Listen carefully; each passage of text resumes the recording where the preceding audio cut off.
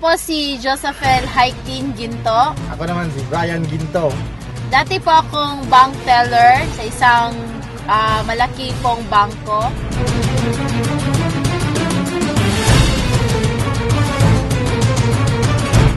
Nag-start po ako dito sa AIM Global last June 2011 po. Dati po, hindi po ako interesado sa networking. Dati po, ayoko po sa networking kasi po negative po yung husband ko sa ganitong negosyo.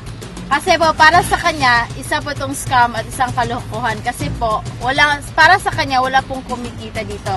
Pero, after 8 months po, ginawa ko po ang negosyo, ang AIM Global po. Ito na po ang nakuha namin, isang brand new Ford Fiesta po. And ito po lang masasabi ko sa inyo na subukan nyo lang po, pagdesisyonan nyo po ang ganitong negosyo.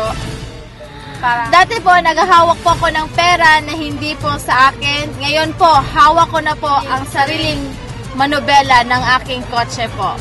Power! Power!